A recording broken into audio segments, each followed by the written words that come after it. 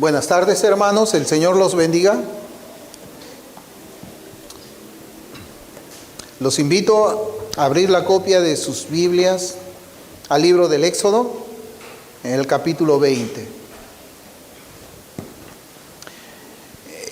En esta oportunidad, hermanos, vamos a comenzar una nueva serie de los 10 mandamientos. Los 10 mandamientos. Y vamos a leer desde el versículo 1 hasta el versículo 17. La palabra del Señor dice: y habló Dios todas estas palabras diciendo: yo soy Jehová tu Dios, que te saqué de la tierra de Egipto, de casa de servidumbre. No tendrás dioses ajenos delante de mí. No te harás imagen ni ninguna semejanza de lo que esté arriba en el cielo, ni abajo en la tierra, ni en las aguas debajo de la tierra.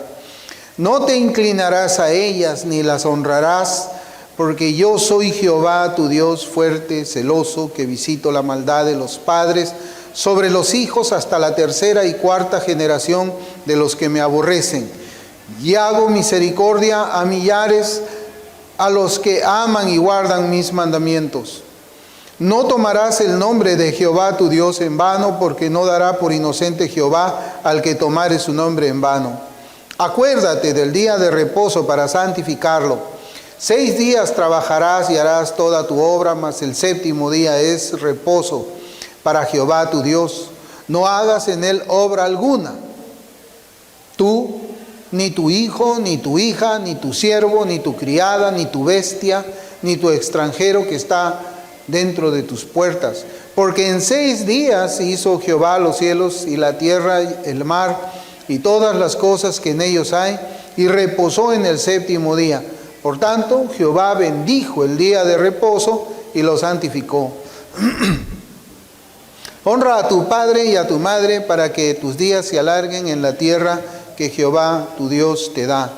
No matarás, no cometerás adulterio, no hurtarás, no hablarás contra tu prójimo falso testimonio, no codiciarás la casa de tu prójimo, no codiciarás la mujer de tu prójimo, ni su siervo, ni su criada, ni su buey, ni su asno, ni cosa alguna de tu prójimo. El Señor bendiga su palabra, hermanos. Y yo, antes de comenzar a exponer lo que va a ser la introducción de los 10 mandamientos para esta serie, yo quisiera leer de la epístola a los Romanos, en el capítulo 3, los versículos 19 y 20. Dice: pero sabemos que todo lo que la ley dice, lo dice a los que están bajo la ley, para que toda boca se cierre y todo el mundo quede bajo el juicio de Dios, ya que por las obras de la ley ningún ser humano será justificado delante de él, porque por medio de la ley es el conocimiento del pecado. Hermanos, la Escritura nos enseña aquí de que por las obras de la ley ningún ser humano será justificado. Entonces, esta exposición no tiene el propósito de decirles a cada uno de ustedes de que si cumplen estos mandamientos van a poder alcanzar el cielo, van a alcanzar la salvación, porque eso no es la enseñanza bíblica. Pero yo sí quiero, en esta introducción, y espero que nos alcance también el tiempo, si no vamos a ir haciendo también introducciones poco a poco con algunos de los mandamientos. Yo lo que sí quisiera es que nosotros podamos comprender el uso de la ley, los usos de la ley moral o el decálogo. Hermanos, tal vez hoy día mientras yo estaba conversando con una persona también, la misma que nos hizo el servicio de traernos hasta acá, yo le di una parte de mi testimonio acerca de cómo es que yo había sido y cómo soy ahora. Algo, hermanos, yo le comentaba a este amigo, es el señor que nos hizo el taxi, yo le comentaba a él de que pues yo había sido un ateo hasta la edad de 40 años, creo que desde los 16 hasta los 40 años, bueno, yo crecí en una casa que tenía un trasfondo católico romano. Yo hice la primera comunión, la primera y la última también, porque no hice más. Y en algún tiempo de mi vida, hermanos, antes de que yo ya me declare ateo oficialmente, a la edad de 15 o 16 años, yo también había sido acólito, había ayudado pues al padre, ¿no?, al cura en hacer sus misas en los días de semana y también al final. Pero yo siempre digo que gracias al Señor, yo fui ateo. O sea, el Señor de alguna manera me permitió a mí ser un ateo, un hombre que negaba a Dios, que se burlaba de Dios, se burlaba del nombre de Cristo. Porque yo así pude conocer su gracia, hermanos. Porque pude reconocer de que el Señor, a pesar de todo lo malo que yo había hablado en contra de Él, ¿cómo había hecho yo de que otras personas se burlen de Él? Él me salvó. Y me hizo conocer así su gracia. Yo no lo busqué, eso lo saben ustedes. Él me buscó y Él me halló. Fue mi esposa que el Señor había salvado primero, y luego ella, de 2 semanas, me parece, después que fue salvada, me compartió el Evangelio. Me iba hablando el Evangelio varias noches porque yo sentía curiosidad de por qué es que ella había cambiado, hasta que un día el Señor me convence de pecado, me salva. Pero el punto es este, hermanos, de que cuando el Señor salva a mí, a este ateo, yo hice 3 cosas. 3 cosas hice, sin que nadie me las dijera. Solo. Era un asunto entre Dios y yo. Solo. Yo hice 3 cosas. Primero, le dije que teníamos que comprar Biblia. Segundo, teníamos que buscar una iglesia. Y tercero, teníamos que compartir de las bendiciones que el Señor nos había dado a la iglesia. Pero inmediatamente cuando yo tuve mi Biblia, mi primera Biblia, una Reina Valera de estudio del año 95, en mi mano, lo primero que yo hice, hermanos, como creyente, fue buscar los 10 mandamientos. Yo no sabía dónde estaban. Tuve que preguntar, ¿dónde encuentro los 10 mandamientos? Creo que mi esposa me dijo, están en el capítulo 20 de Éxodo. Ese fue el primer pasaje que yo leí de las Escrituras, no para salvarme, pero lo leí porque ya era salvo. Yo necesitaba saber el mapa, la ruta, el camino por el cual yo debía caminar ahora que tenía nueva vida. Y lo primero que vino a mi corazón fue precisamente los 10 mandamientos. A mí me los habían enseñado porque si yo no me sabía los 10 mandamientos, yo no podía hacer la primera comunión cuando estaba yo en aquel lugar. Pero cuando leí los 10 mandamientos, yo me di cuenta también de algo. Me habían engañado. Habían suprimido el segundo mandamiento y el último lo habían dividido en 2 para conservar todavía el número de los 10. Habían suprimido ese mandamiento del cual nuestro hermano diácono había estado conversando ahora acerca de la idolatría. ¿Y cuál ha sido la intención? Pues bueno, el que oculta la palabra del Señor, el que oculta la verdad, miente. Y la mentira es del diablo, porque el diablo es el padre de toda mentira. Entonces, esta exposición de los 10 mandamientos no tiene el propósito de salvar, sino que tiene el propósito de que nosotros lo veamos como el camino por donde es que debemos caminar nosotros como cristianos. Los 2 primeros versículos dice, y habló Dios todas estas palabras diciendo, yo soy Jehová tu Dios que te saqué de la tierra de Egipto de casa de servidumbre. Éxodo capítulo 20 versículos 1 y 2. Y estas, hermanos, son las palabras que salen directamente de la boca del Señor, con las cuales pronuncia lo que se conoce como los 10 mandamientos o la ley moral de Dios. Y desde hace mucho tiempo, hermanos, no sé exactamente desde cuándo, se enseña una fe cristiana que está desligada de la obediencia a Dios. Es un cristianismo liberal, es un cristianismo mundano que se equipara con lo que podemos llamar el pensamiento conservador. Ellos son profesantes que defienden la vida desde la concepción, se oponen al matrimonio entre personas del mismo sexo, se oponen a los principios inmorales de la agenda globalista, se oponen a las ideologías izquierdistas en cualquiera de sus formas, pero no obedecen los mandamientos de Dios. Eso es un conservador. Y hay muchos conservadores que a veces han caído en el engaño y piensan que son cristianos. No, un conservador no es un cristiano, aunque un cristiano ciertamente puede llamársele también como un como un conservador. Si usted nota aquí, cuando nosotros hablamos del aborto, hablamos de moralidad y de todas esas cosas, no robar, son cosas muy altruistas, podemos decir, pero ellas corresponden a la segunda tabla de la ley. Acuérdese de que al Señor Jesucristo le dijeron para tentarle cuál de los mandamientos, de los 630 mandamientos, del Antiguo Testamento, le dijeron para tentarle, y dime cuál es el primero, cuál es el mayor. ¿Y por qué le preguntaron eso? Porque para algunos fariseos, para uno de esos eruditos, el guardar el día de reposo, ese era el mandamiento supremo. Para otros era la forma como se debían de vestir con sus filactelias y con todas esas cositas. Para otros era una cosa, para otros era otra cosa. Para algunos, más importante, era la tradición oral que la palabra misma.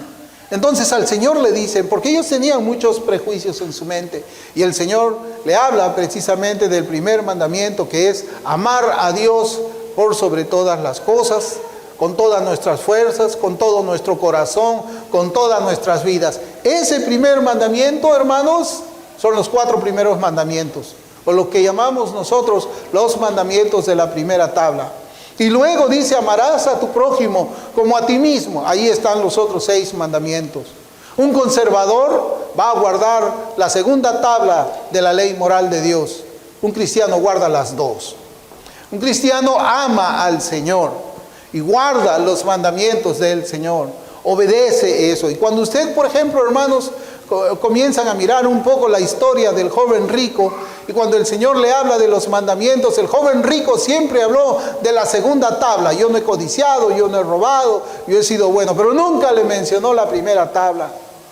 Y el Señor Jesucristo, cuando le dijo, vende todo lo que tienes y sígueme, nosotros tenemos que ver esa parte, sígueme, no el vender. Sígueme, porque el vender implicaba pues definitivamente que se descubra el pecado de codicia. El problema es seguirle a Dios. Uno puede tener buenas obras, no puede robar, no puede matar, no puede codiciar, no puede adulterar. Todo eso, como decía Charles Spurgeon, te va a mantener fuera de la cárcel, pero no te va a introducir en el cielo. Tienen que ser necesariamente las 2 tablas de la ley. Entonces, eso es lo que yo quisiera comenzar también como una introducción. Porque en el ámbito reformado también hay profesantes que se adhieren a las doctrinas de la gracia, a las 5 solas de la Reforma Protestante, que se está seguramente predicando muchísimos sermones en esas iglesias reformadas. Pero ellos son antagónicos, son contrarios, son opuestos a la ley moral de Dios como un instrumento de santificación dado por Dios a los creyentes. Ellos se oponen, ellos enseñan, muchos de ellos desde su púlpito, de que el cristiano no está obligado a guardar la ley. Y es cierto, no estamos obligados a guardar la ley para salvación, pero estamos obligados a seguir la ley moral de Dios como santificación. Aquello que no es necesario para la salvación, sí es necesario para la santificación. Sea, hermanos, en el campo arminiano o en el campo nuevo calvinista, los argumentos para su desobediencia a Dios son de diferentes formas y tonos. Algunos llaman a la obediencia cristiana salvación por señorío. Acuérdese de ese nombre, salvación por señorío. Y si un día quiere hacer una búsqueda por internet, usted va a ver ahí todas esas controversias que han generado, por lo general, muchas personas que se adhieren a las doctrinas de la gracia y a las olas de la reforma. Ellos son antiseñorío. Hay una controversia que es hasta el día de hoy, que en algún momento a mí también me ha tocado estar metido en ellos. Ellos hacen una diferencia de Cristo como Salvador y Señor. Ellos sobreestiman al Salvador, elevan mucho el nombre de Cristo como Salvador, pero disminuyen y eliminan lo que es el señorío de Cristo. Lo eliminan para hacer de Cristo el Salvador como un rey que no reina ni gobierna. Yo en anteriores oportunidades, hermanos, yo les he compartido a ustedes un poco cómo es el parlamento inglés. Nosotros sabemos que hay una reina en Inglaterra, pero hay un parlamento inglés. ¿Y saben por qué? Porque no es la reina la que reina ahí, sino es el parlamento. Y hacen de Cristo lo mismo. Un rey que no reina, un rey a quien no hay que obedecer nada. Pero claro, es el Salvador, pero no es el Señor. Quizás parafraseando el versículo de Jueces 21-25, en estos días no hay un rey en la iglesia cristiana. Cada profesante hace lo que bien le parece. Cada uno es su propio estándar moral delante de Dios. Y comenzamos a interpretar, hermanos, la Escritura desde nuestra propia perspectiva, desde adentro hacia afuera, lo que a mí me parece bien, lo que a mí me parece correcto, en lugar de nosotros recibir la palabra de Dios y obedecerla simplemente. Yo le decía que seguramente hoy día hay muchos profesantes que están celebrando el día de la Reforma Protestante. En todos los años de ministerio que yo tengo, hermanos, nunca he predicado un sermón acerca de la Reforma, pero hoy día debe haber muchos. Y estoy seguro de que si esos reformadores, a los que ellos están recordando, a Martín Lutero, a Juan Calvino, a todos ellos, hermanos, estuviesen vivos, yo estoy seguro de que a estos nuevos reformados, los antiguos reformados, los estarían reprobando, condenando a mucho de lo que se llama a sí mismo iglesia reformada o iglesia protestantes. Los profesantes de nuestros días han llegado a tener la osadía de usar los mismos textos de las Sagradas Escrituras para permitir doctrinas que les permitan a ellos, para crear doctrinas que le permitan a ellos vivir en desobediencia, vivir carnalmente o vivir mundanamente. Por ejemplo, ellos usan textos como, pues no estáis bajo la ley, sino bajo la gracia. No estáis bajo la ley, sino bajo la gracia, Romanos 6:14, y con esa excusa convierten la gracia en una ocasión para satisfacer sus deseos carnales, que son característicos de las personas que están sin Cristo, que están sin Dios por el mundo. No hay ninguna diferencia entre ellos y un incrédulo. O no hay ninguna diferencia entre ellos y lo que yo fui antes de mi salvación. Otro de los versículos que los falsos cristianos usan para justificar una vida mundana es el siguiente. Y si por gracia, ya no es por obras. De otra manera, la gracia ya no es gracia. Y si por obras, ya no es gracia. De otra manera, la obra ya no es obra. En Romanos 11:6. Ellos quieren crear una dicotomía, como si las obras de un cristiano fuese opuesto a la gracia. Y si la gracia se opusiese a las obras. De tal manera que cuando se predica desde un púlpito la necesidad de didáctica, la necesidad de aplicar la ley moral de una manera didáctica a los creyentes, se le conduce o se le cataloga como una persona que no está predicando el evangelio, sino está predicando salvación por obras o salvación por señorío. ¿Por qué es que ellos son así? Porque para ellos la obediencia a Dios no es importante. No es importante. Es más, según ellos, predicar la necesidad de la obediencia a la ley moral de Dios es ir contra el evangelio de la gracia y es predicar otro evangelio.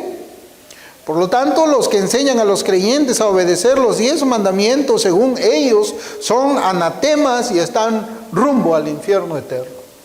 Esa es la conclusión que usted, hermano, cuando lee esa clase de debates o si ha participado en alguno de ellos, va a terminar viendo lo que es así. Hoy día en la iglesia ya no se le pide a los asistentes que hagan nada. Cada cual hace lo que bien le parece y el pastor está colgado como un adorno en la pared. Él solamente se preocupa de que los números aumenten para que aumente el dinero y se puedan poder pagar los gastos que son propios de una iglesia local. Pero es que la iglesia no es eso, hermanos. La predicación no está diseñada para eso. La predicación está diseñada para abrir la boca del predicador y que de su boca salga la palabra del Señor como si fuese un profeta. Pero esa manera de ver, hermanos, la salvación por señorío o salvación por obras, cuando uno es obediente, ni los apóstoles pensaron de esa forma, ni tampoco los reformadores. Y es más, si usted lee a los padres de la iglesia, usted se va a dar cuenta de que ellos enseñaban la necesidad de la obediencia del cristiano en su nueva vida delante de Dios. Pedro, escribiendo a la iglesia, dice en 2 de Pedro 3, versículos 15 y 16, y tened entendido que la paciencia de nuestro Señor es para salvación, como también nuestro amado hermano Pablo, según la sabiduría que le ha sido dada, os ha escrito, casi en todas sus epístolas, hablando en ellas de cosas entre las cuales hay algunas difíciles de entender, las cuales los indoctos e inconstantes tuercen, como también las otras escrituras, para su propia perdición. Eso de decir, no estamos bajo la ley, sino bajo la gracia, cae en esta palabra que Pedro escribe. Tuercen la escritura del apóstol Pablo para vivir una vida libertina. Una vida, hermanos, a veces parece, como yo he notado, de que en las iglesias se les enseña más a quitarse el yugo de Cristo que en lugar de someterse al yugo del Señor. Parece que se les enseña más en las iglesias a los creyentes a cómo desobedecer a Dios, en lugar de decirles cómo es que deben de someterse a una obediencia a Dios. Por eso es que la iglesia está como está, por eso hay cristianos rap, hay cristianos gogó, hay cristianos yeye, hay cristianos yupi, hay toda esa clase de cristianos que están fuera de lo que la Biblia enseña. Y esta palabra de Pedro dice las cuales los indoctos e inconstantes tuercen, como también las otras escrituras para su propia perdición. Y cuando ellos, hermanos, tuercen las escrituras, cuando estos maestros tuercen las escrituras, son porque ellos mismos se han hecho pastores y maestros. Yo noto, hermanos, esa similitud. Ellos no vienen de una iglesia, no han sido formados ellos mismos por pastores, por sus propios pastores, sino que un día dijeron, bueno, me voy por allá y planto mi propia iglesia.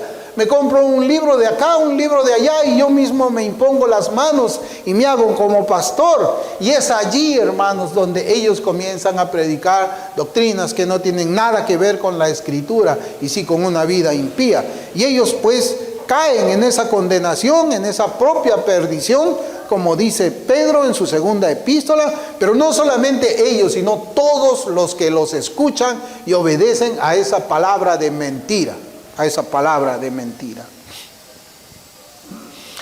Hermanos, tampoco los reformadores interpretaron los textos bíblicos. Yo pienso de que más bien un sermón como este debería predicarse en el día de la Reforma Protestante. El pensamiento de los reformadores, el pensamiento de los puritanos, para acusar a la iglesia de las prácticas que está teniendo hoy en día, y que es necesario verdaderamente una reforma. Pero una reforma más profunda. Una reforma, es necesario volver a la reforma protestante. Volver a la sola escritura.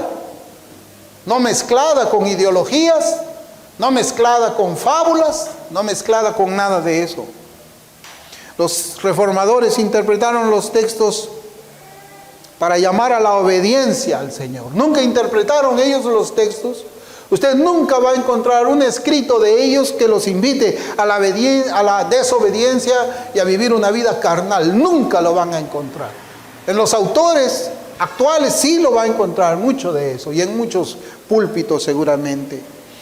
Los reformadores entendieron que la ley moral de Dios nunca fue cancelada ni eliminada en las sagradas escrituras del Nuevo Testamento. Al contrario, ellas son confirmadas en las enseñanzas de Cristo y sus apóstoles, y conforme vamos a ir avanzando nosotros en mandamiento tras mandamiento, vamos a ir viendo cómo es que el Nuevo Testamento confirma los 10 mandamientos por medio de la predicación del Señor Jesucristo y también por medio de la predicación de sus apóstoles.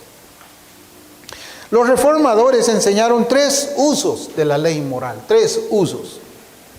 Yo no sé si antes lo he conversado de una manera privada, quizás sí, pero públicamente nunca he predicado yo acerca de la ley moral de Dios. Los 3 usos son un uso civil. El segundo uso es un uso evangelístico y el tercer uso es un uso didáctico. ¿Qué cosa es el uso civil? El uso civil de la ley de Dios es recogido por las autoridades de diferentes naciones para regular la vida en la sociedad. Es hacer la distinción entre lo que es moralmente aceptable de lo que es inmoral. El uso civil, ¿para qué sirve el uso civil de la ley? Para restringir las actividades de los malvados. Por eso es que nosotros encontramos en que mucha legislación en el mundo coincide mucho en sus códigos penales. Se sanciona el robo, no robarás. Se sanciona el homicidio, no matarás. Se sanciona el adulterio, no adulterarás. Muchas de los mandamientos que nosotros encontramos en la ley moral del Señor han sido recogidos pues para hacer un uso civil de ella. Y generalmente en la segunda tabla de la ley.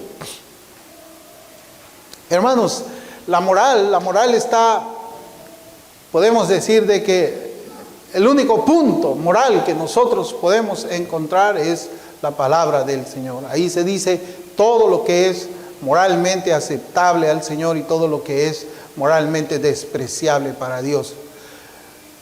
Los gobiernos lo que hacen es excederse en su condición de gobernantes y ellos comienzan a implantar cosas morales que Dios desprecia. Por ejemplo, cuando un gobierno trata de legalizar el aborto, cuando un gobierno trata de legalizar el matrimonio entre personas del mismo sexo, eso ya escapa de lo que es el uso civil de la ley moral de Dios, y ellos se convierten en personas que ya no son magistrados puestos por Dios, porque Dios pone a magistrados para premiar el bien y castigar el mal. Y cuando nos encontramos frente a gobernantes como ellos, aunque en cierta forma ellos en algunos aspectos para regular la vida societaria toman los mandamientos de Dios, desde que ellos comienzan a mezclar todas esas iniquidades para legalizarlas, se convierten en autoridades que ya no son legítimas y nosotros no estamos obligados a someternos a ellas. Un segundo uso, hermanos, es el uso evangelístico. El uso evangelístico. La ley moral es ejercida por el Espíritu Santo en la conversión del pecador. ¿Cómo puede saber una persona que es pecadora si es que esa persona no ha sido contrastada con la ley moral de Dios? La ley moral de Dios tiene un uso evangelístico. Y creo que nosotros, cuando predicamos el Evangelio, confrontamos las maldades de todo ser humano con la ley moral de Dios. Nuestra intención no es ofender, pero la ley de Dios, como dice Hebreos 4, es una espada de dos filos que descubre los pensamientos, las intenciones del corazón, las inclinaciones del alma. Y si el Señor en su misericordia concede la convicción del Espíritu Santo, esa persona va a llegar a la conversión de su alma. Por eso es que yo le decía, el uso evangelístico de la ley moral es ejercido por el Espíritu Santo. Nosotros la predicamos, pero el Espíritu Santo usa la ley moral para traer convicción de pecado al pecador. Y es así que el pecador llega a verse culpable ante la maldición que la ley expresa a todos los que la quebrantan. A todos los que la quebrantan. El reformador Juan Calvino escribió en su institución lo siguiente, y comienzo la cita. Pero cuando se ve forzado a examinar su modo de vivir conforme a la balanza de la ley de Dios, dejando a un lado las fantasías de una falsa justicia que había concebido por sí mismo, ve que está muy lejos de la verdadera santidad y por el contrario cargado de vicios de los que creía estar libre, porque las concupiscencias están tan ocultas y enmarañadas que fácilmente engañan al hombre y hacen que no las vea. Continúa Calvino. Así que la ley es como un espejo en el que contemplamos primeramente nuestra debilidad, luego la iniquidad que de ella se deriva y finalmente la maldición que de ambas procede. Exactamente igual que vemos en un espejo los defectos de nuestra cara, porque el que no ha tenido la posibilidad de vivir justamente por necesidad se haya atascado en el cieno del pecado. Y tras el pecado viene luego la maldición. Por lo tanto, cuanto más nos convence la ley de que somos hombres que hemos cometido grandes faltas, tanto más nos muestra que somos dignos de pena y de castigo. Una persona solamente se va a ver como pecadora cuando le predicamos la ley moral de Dios, cuando incluimos, cuando contrastamos la vida de las personas contra la ley moral de Dios.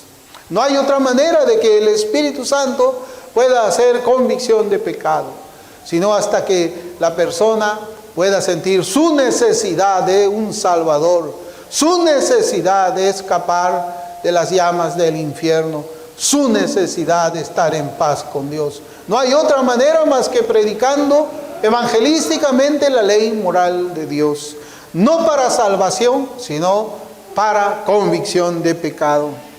En el libro La espiritualidad puritana y reformada, comienza ahí hablándose acerca del uso didáctico de la ley moral de Dios, que va dirigido pues a la vida diaria del cristiano. En ese libro de Joel Vicky, en la página 87 dice: así pues, Lutero puede afirmar que la ley que sirve como palo, es decir, como vara, segundo uso, es el uso evangelístico, que Dios usa para golpearlo y llevarlo a Cristo, es simultáneamente un palo, es decir, un bastón, que Calvino llamaría el tercer uso, que le asiste para andar la vida cristiana.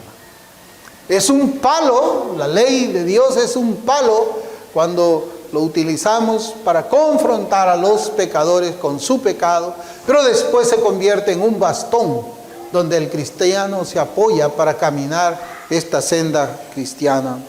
Hermanos, hay mucha escritura que nos habla de las obras que un creyente, como árbol bueno, pone a la vista del mundo y de la congregación de los santos esos frutos. Son frutos, las buenas obras son frutos.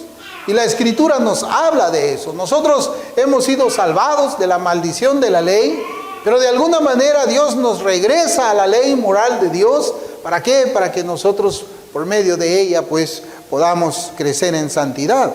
Pero es necesario que el cristiano haga obras. No como esas obras que yo les había hablado un poco más temprano, obras religiosas, sino obras de fruto de la salvación. Efesios 2:10 dice, porque somos hechura suya, somos hechura de Dios, creados en Cristo Jesús, ¿para qué? Para buenas obras, las cuales Dios preparó de antemano para que anduviésemos en ellas. Un cristiano ha sido creado, ha sido regenerado por Dios, ¿para qué? Para hacer buenas obras. La pregunta es, ¿qué cosa es una buena obra? ¿Qué es bueno delante de Dios?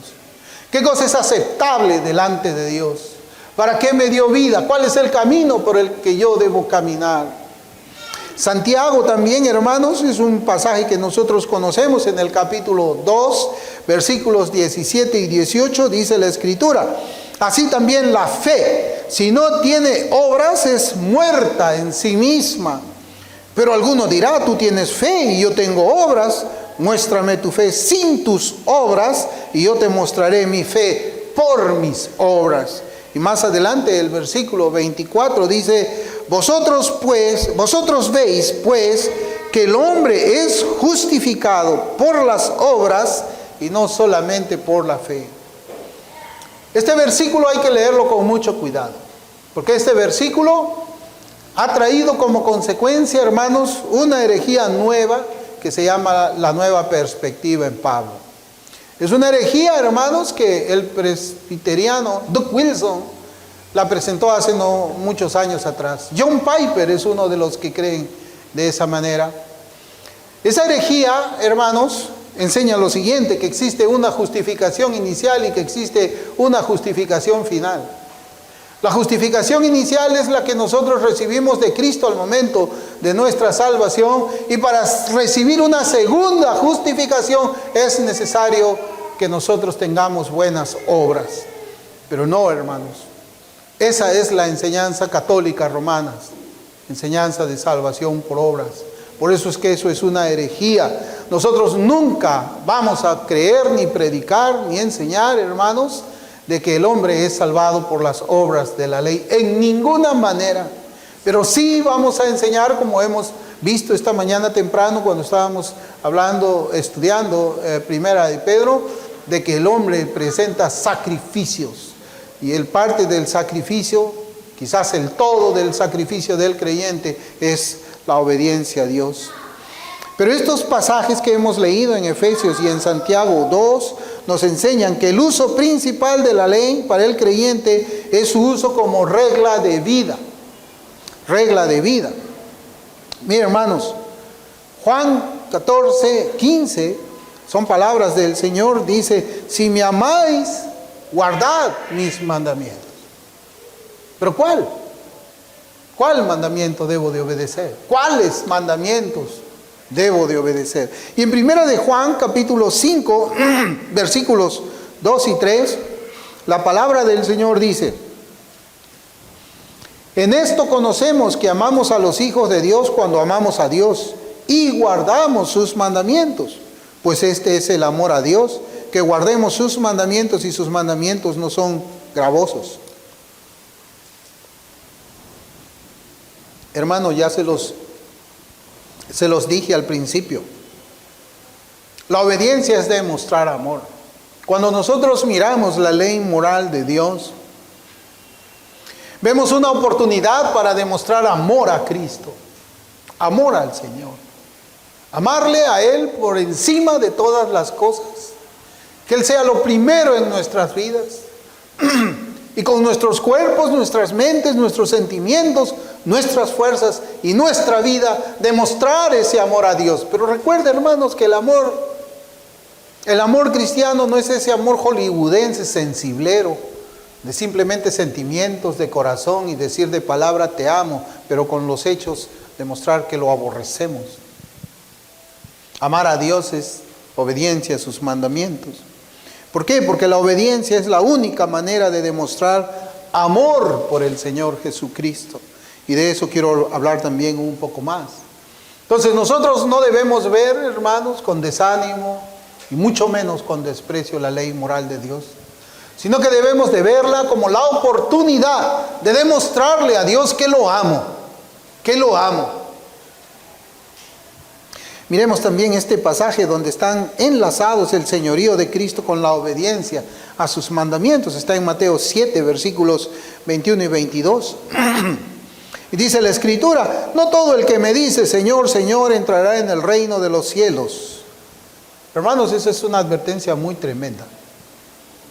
Más que nada para la iglesia, porque en la iglesia es donde se le llama Señor. No todo el que me dice Señor, Señor entrará en el reino de los cielos, sino el que hace la voluntad de mi Padre que está en los cielos. Muchos me dirán en aquel día: Señor, Señor, no profetizamos en tu nombre, y en tu nombre echamos fuera demonios, y en tu nombre hicimos muchos milagros.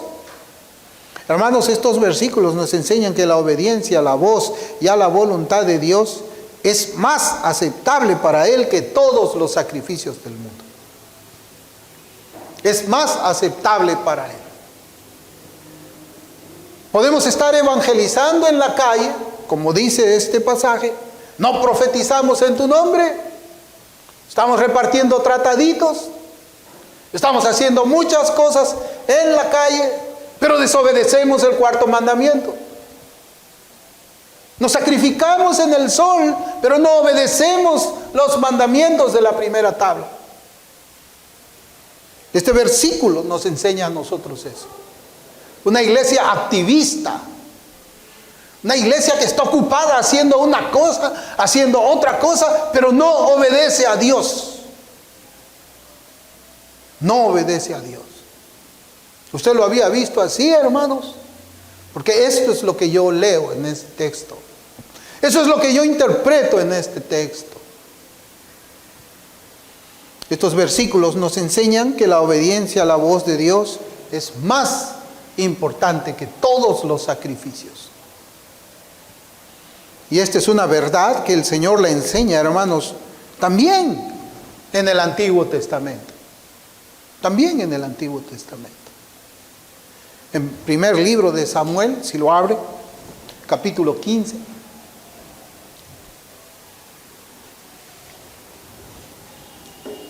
Primer libro de Samuel, capítulo 15, versículo 22, la Escritura dice, y Samuel dijo, bueno, el contexto aquí es de que el Señor le dijo al rey Saúl, destruye a Amalek, mata todo.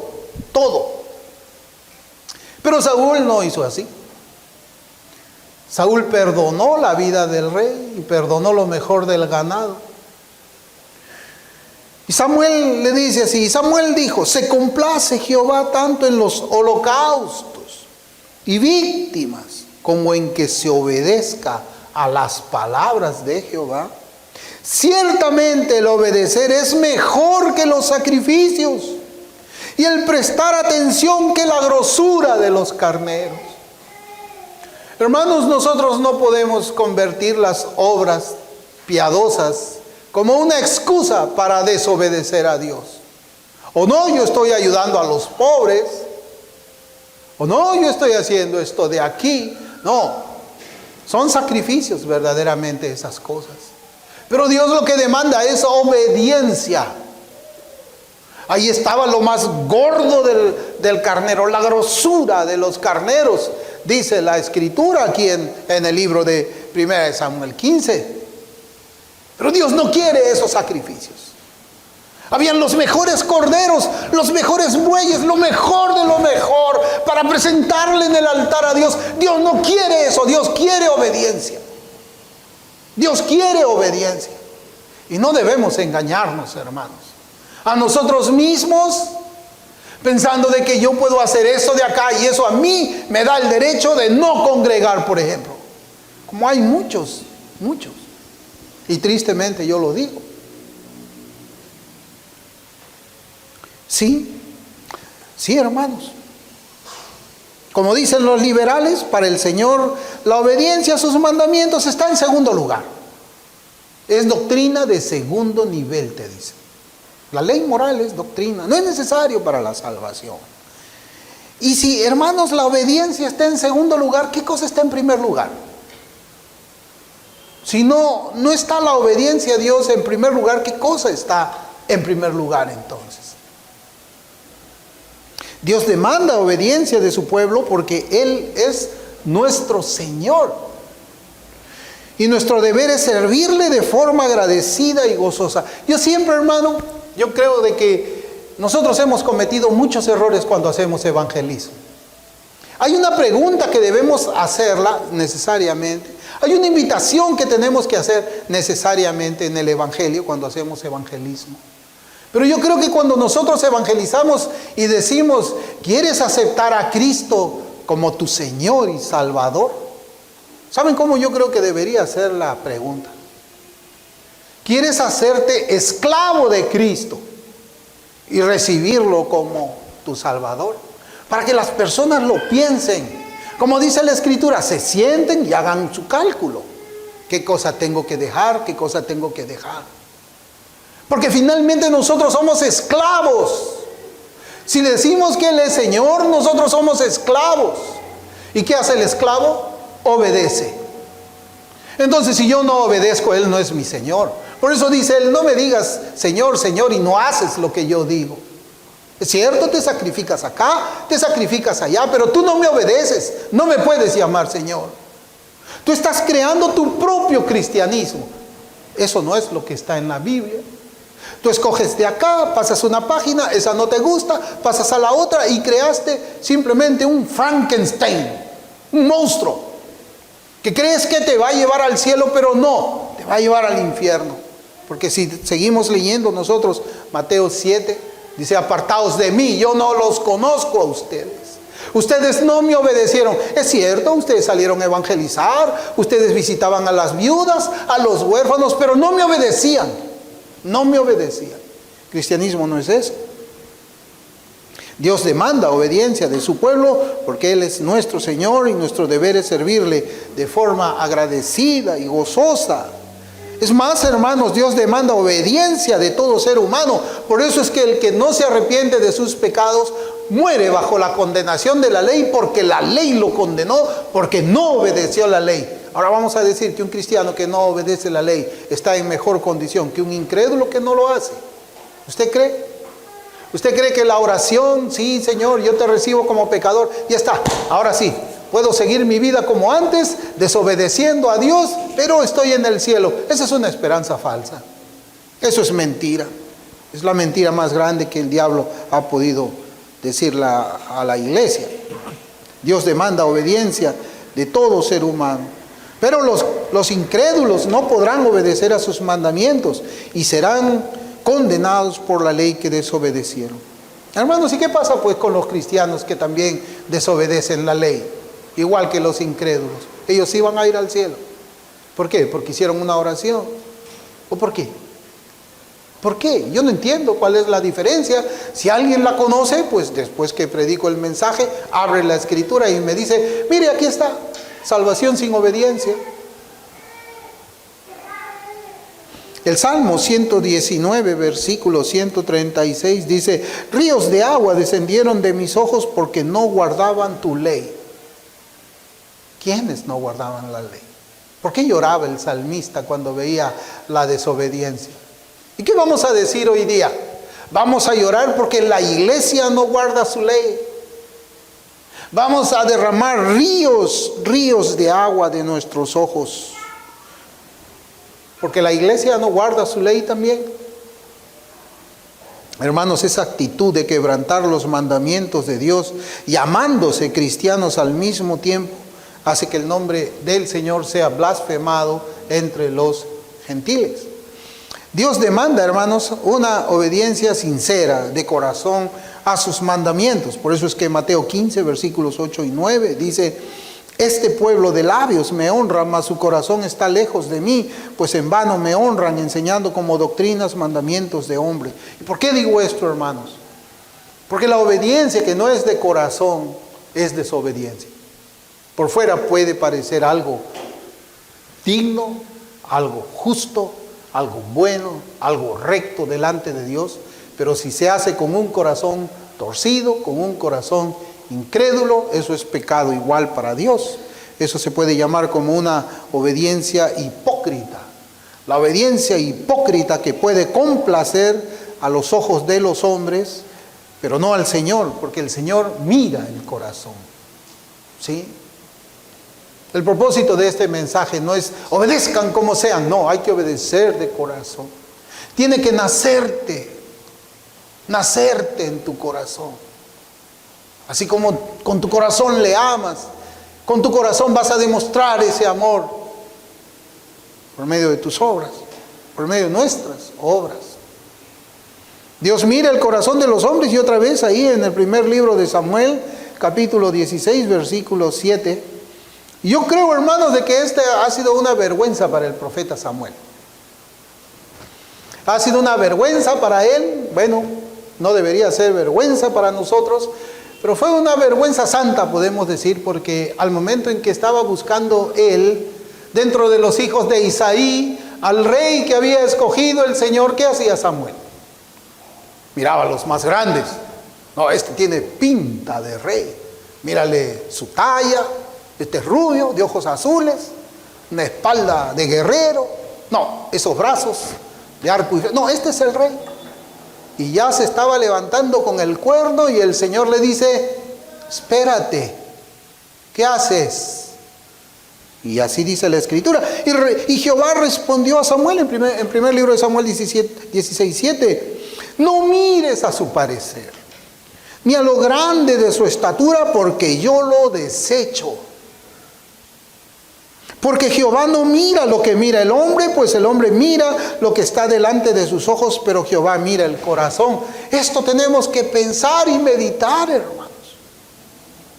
El Señor mira nuestro corazón en todo lo que nosotros estamos haciendo, todas nuestras obras, todo lo que nosotros hacemos, Él mira nuestro corazón.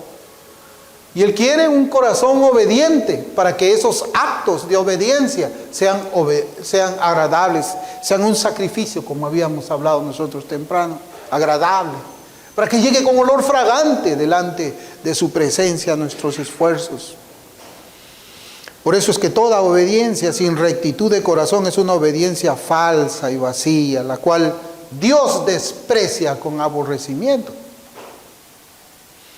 Hermanos, el propósito de nuestra obediencia no es para que nosotros estemos bien con nuestras conciencias. También podemos pensar que en el mundo es así. En el mundo es así. En el mundo lo que hacíamos mal, el pecado que cometíamos, para calmar nuestras ofensas con nuestra conciencia, ¿qué hacíamos? Hacíamos el parche. El parche es una obra buena, ¿no? Así es, ¿no? Y eso lo hacíamos, hermanos, cuando estábamos en el mundo, ¿no? A veces cuando a la esposa se le trataba mal, no pecaba, ponía el parche, te invito a comer. No, Dios no quiere esa clase de obediencia. Debe ser una obediencia recta de corazón. No es, hermanos, para estar bien con nuestra conciencia, no obedecemos para eso.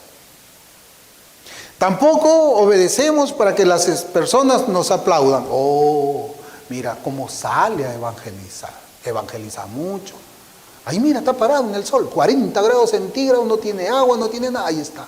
Oh, no, hermanos, nuestra obediencia no es para que nos aplaudan a nosotros, sino para parecernos a Cristo, que se hizo obediente hasta la muerte de cruz. Esa es la razón de nuestra obediencia, para ser como nuestro Señor es, para parecernos más a Él. Y obedeciéndole de corazón, Él sea honrado, Él sea glorificado. Esa es la razón de la obediencia.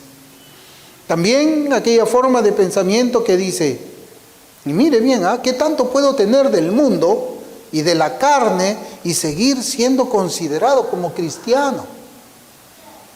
O sea, ¿qué tanto me puedo acercar al abismo? ¿Qué tanto me puedo acercar al abismo y seguir con vida? Un cristiano no piensa así. Un cristiano no piensa qué tanto puedo vivir cerca del pecado, qué tanto puedo vivir yo cerca de la carnalidad. Un cristiano solamente piensa en acercarse más a su Señor. ¿Qué tanto puedo tener del mundo? Nada. Tampoco nosotros estamos para clasificar a los pecados en veniales o mortales. ¿O no es una mentirita blanca? Una mentirita, no, es una mentira y el diablo es padre de toda mentira. No, pero es un pecadito 2 veces al año nada más. No, la paga del pecado es muerte. No, pero hoy día peco y mañana me arrepiento. Así piensa el incrédulo, así piensa el que no ama a Dios. Hoy día voy a dar rienda suelta, pero mañana voy y me arrodillo delante de Dios. Perdóname por lo que hice ayer. Eso es un creyente falso. Hermanos, cuando nosotros hablamos de la ley moral de Dios, no estamos para disputar con el dador de las leyes, sino para obedecer, como lo hizo Abraham, quien no sabía dónde iba. En Hebreos 11:8 dice, por la fe Abraham, siendo llamado, obedeció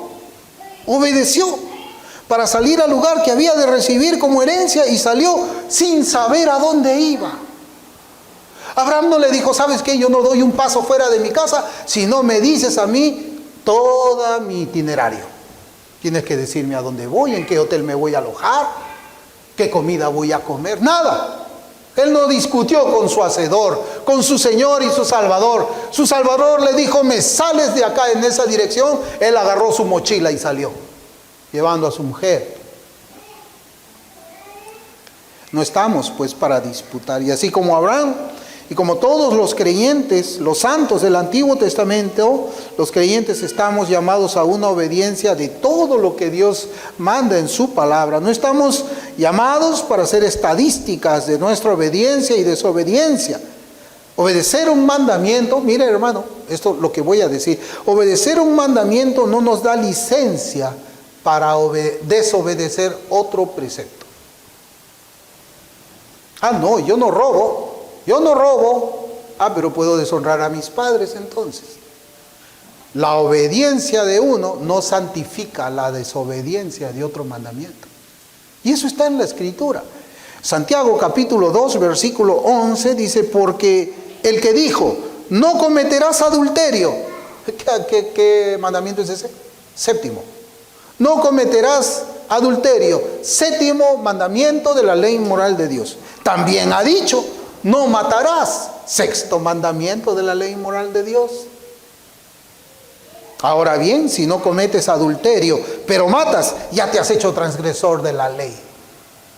No podemos decir, hermanos, de que yo no profano el nombre de Dios y de que eso ahora me da a mí la potestad de tener ídolos en mi casa. No podemos decir, yo honro a mi padre y a mi madre, da igual si yo congrego o no congrego. No podemos decir, yo no codicio nada de mi vecino y no guardo el día de reposo. No, está bien que nosotros no seamos codiciosos, pero eso, hermanos, no va a esterilizar los pecados que nosotros podamos quebrantar. Los puritanos decían que la fe es la mano que une nuestra alma con Cristo. Y la obediencia a Dios es el fruto de aquella unión. Thomas Watson, en su obra Los 10 Mandamientos, hablaba del pecado de la desobediencia con estas palabras: recibimos nuestro sustento diario de Él. En Él vivimos y nos movemos. No cabe pensar que si vivimos por Él, vivamos también para Él. Que tal como nos da nuestra porción, nosotros debemos entregarle nuestra lealtad. Hermanos, si Él nos sostiene, como dice Hebreos capítulo 1, versículo 2, creo, de que Él sustenta todas las cosas por el poder de su palabra. Es decir, Él nos sostiene. Cada bocanada de aire que nosotros llevamos a nuestros pulmones es por causa del Señor, es por su gracia. Cada pan que nos llevamos a nuestra boca es por su gracia. Si hasta el momento nosotros no hemos sido infectados ni hemos sido llevados a la muerte, hermanos, por ningún virus, es por su gracia. ¿Acaso mirando todo eso no merece Él nuestra lealtad? ¿No merece nuestra lealtad, nuestra obediencia? Y la última cita. Hermanos, cada mandamiento encierra amor. Es de Watson también. Es como si un rey pidiera a un súbdito que excavara una mina de oro y se quedara con el metal que extrajera. Imagínense ese mandamiento. Excava. Ahí está la mina de oro. Excávalo, excávalo, excávalo. Y quédate con todo lo que tú saques de ahí. Ese mandamiento no lo encontramos acá, ¿verdad? Y es que la obediencia, lo que quiere decir Watson, es que la obediencia trae bendición para nuestras vidas. Cuando nosotros obedecemos, hermanos, nosotros somos los bendecidos. Nosotros somos los beneficiados. La gloria de Dios no aumenta. Él es glorificado siempre. Obedezcamos o no. Pero cuando obedecemos, nosotros nos vamos pareciendo más al Señor. Nosotros nos llenamos de bendiciones. Aun cuando un incrédulo obedece, hermano, la ley moral de Dios, créame que le va a ir bien en la tierra. Posiblemente no llegue al cielo, quizás sí. Pero la obediencia a los mandamientos le va a traer una vida buena aquí en la tierra. Pero eso sí también, cuando un cristiano obedece de todo corazón al Señor, trae honor y gloria para su nombre delante de los gentiles. Vamos a orar.